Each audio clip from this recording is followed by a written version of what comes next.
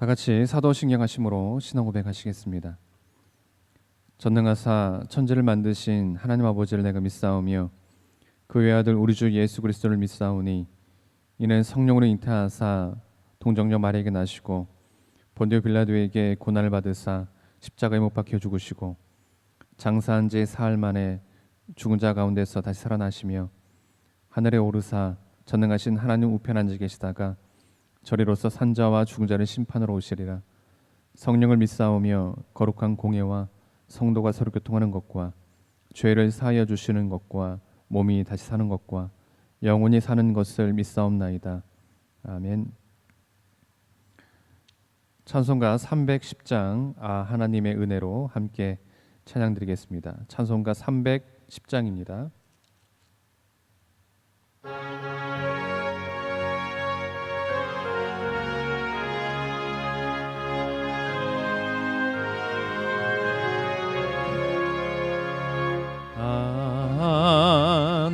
하나님의 은혜로 있을 데 없는 자 왜 구속하여 주는지 난 알 수 없도다.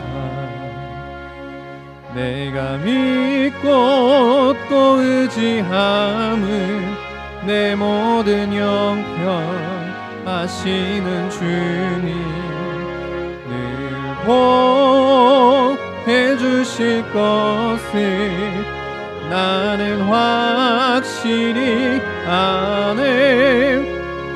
왜 내게 굳센 믿음과 또 복음 주셔서 내 마음이 항상 편한지 난 알 수 없도다. 내가 믿고 또 의지함은 내 모든 형편 아시는 주님 늘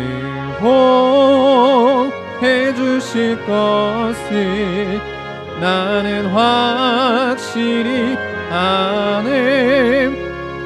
왜 내게 성령 주셔서 내 마음 감동해 주 예수 믿게 하는지 난 알 수 없도다.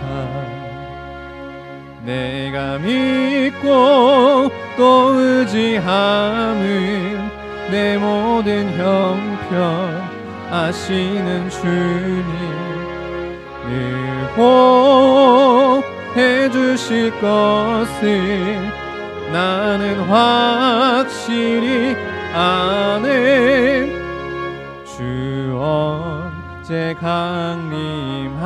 강림하실지 혹밤에 옥낮에 또 주님 만날 그곳도 난 알 수 없도다. 내가 믿고 또 의지함은 내 모든 형편 아시는 주님 늘 보해 주실 것을 나는 확실히 아네.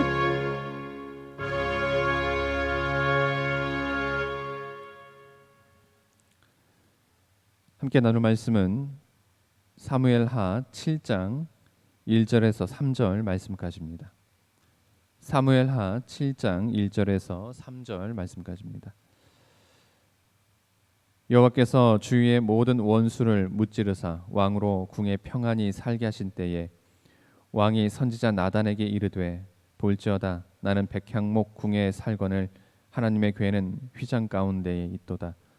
나단이 왕께 아뢰되 여호와께서 왕과 함께 계시니 마음에 있는 모든 것을 행하소서 하니라. 아멘.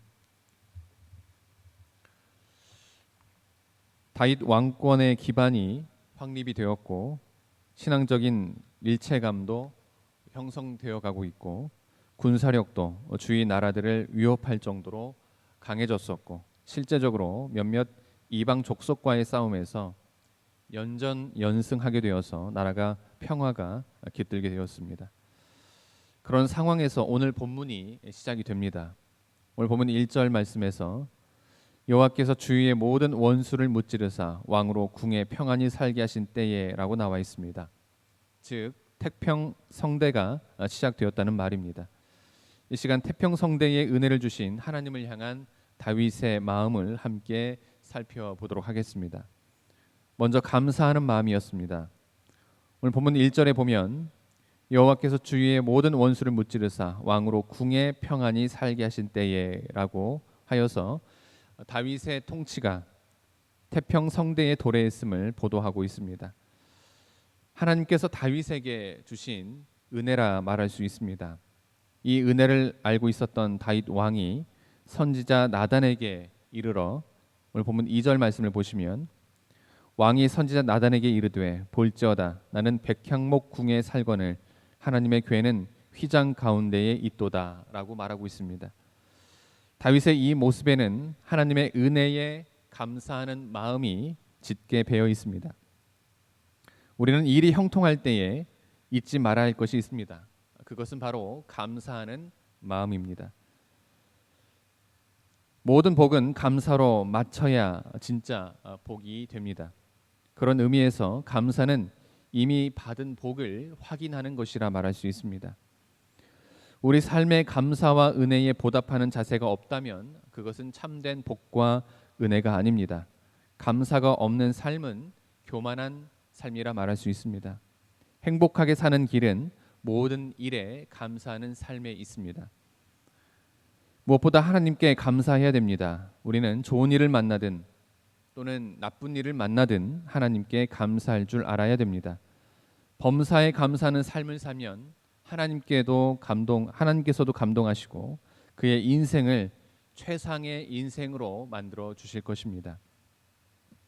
다음으로 우선순위가 분명했습니다. 오늘 본문 2절 말씀을 보시면 왕이 선지자 나단에게 이르되 볼지어다 나는 백향목 궁에 살거늘 하나님의 궤는 휘장 가운데 있도다 라고 말하고 있습니다. 다윗은 왕궁에 살면서 하나님의 궤가 누추한 곳에 있는 것을 생각했습니다. 그처럼 우리에게도 항상 하나님을 생각하는 마음이 있어야 합니다. 우리가 좋은 집을 꿈꾸고 좋은 집에 사는 것이 잘못은 아닙니다. 그러나 좋은 집에 살면서 하나님의 집에 대해서는 전혀 관심이 없는 것은 하나님께서 기뻐하시지 않을 것입니다. 우리는 언제 어디서나 하나님의 일을 먼저 생각하고 하나님의 뜻을 먼저 생각하는 마음이 있어야 합니다. 다윗은 인생에서 가장 형통할 때 자신은 화려한 궁에 거하면서 하나님의 궤는 누추한 천막 가운데 있다는 것을 기억해냈습니다. 그리고 죄송한 마음을 가졌습니다. 일반 사람들은 어려울 때 하나님을 열심히 찾다가 형통할 때에는 하나님을 잊어버립니다. 그러나 다윗은 형통할 때에도 하나님을 생각하고 성전을 짓겠다는 마음을 가졌습니다. 실제로 다윗은 성전을 건축하지는 못했습니다. 그러나 하나님은 다윗이 그런 마음을 가진 것만 가지고도 크게 기뻐하시고 그에게 복의 문을 열어주셨습니다. 이처럼 항상 하나님을 우선순위에 두고 하나님 제일주의로 살아가는 우리 모두가 되어야 하겠습니다. 마지막으로 행동했습니다.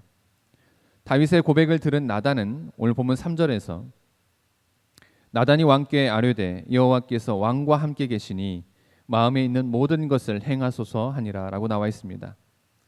나단 선지자는 다윗이 성전을 건축하기 원하는 마음을 읽었습니다. 그래서 왕에게 마음에 있는 모든 것을 행하소서라고 권면합니다.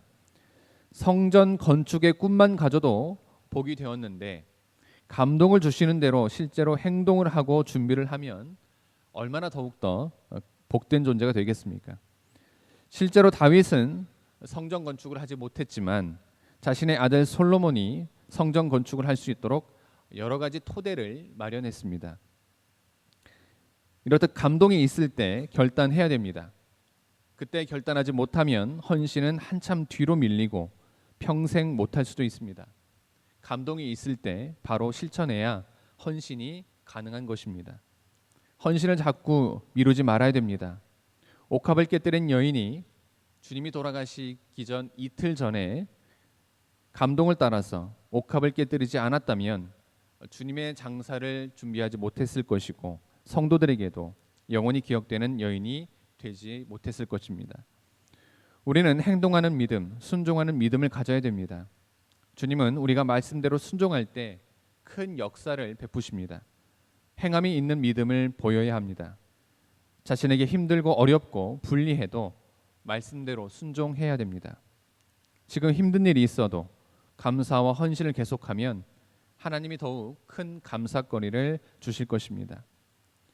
사랑하는 성도 여러분, 다윗에게 평화가 찾아왔습니다.